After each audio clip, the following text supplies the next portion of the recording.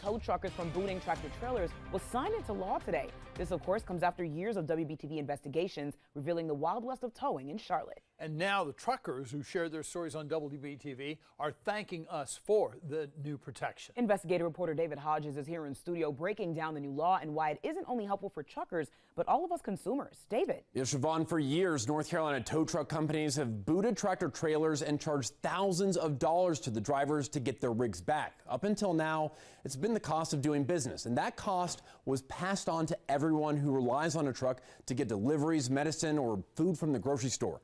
But starting December 1st, booting commercial trucks is banned in North Carolina, and the truckers whose stories we've told here on WBTV were a huge part in making that change happen. I think about you a lot. No, I definitely appreciate you, David. I first met truck driver Nicholas Bedney in 2021 because that's when he met tow truck driver David Satterfield. You guys have reported on David Satterfield before. You pepper sprayed somebody without warning. I just wanted to let you know he's still up to the same shenanigans. That's fine. Get him for littering. That's not my. Bedney was in his truck minding his own business when he was booted, then towed.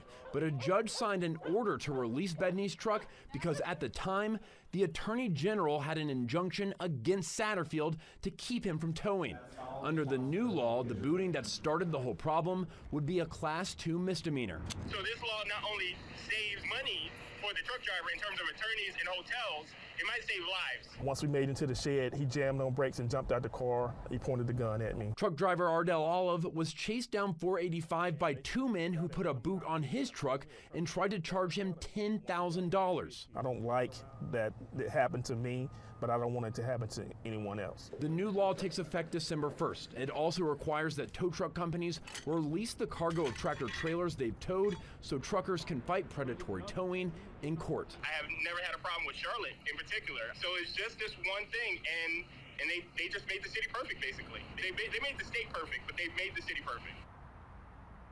No, he says it's perfect. Our work investigating this is far from over. This new law only applies to commercial trucks, and another bill that would create an entire new regulatory authority over all towing stalled in the legislature. But we want you to keep reaching out to us because we're not done telling these stories, because WBTV is on your side. Reporting in the studio, David Hodges, WBTV on your side.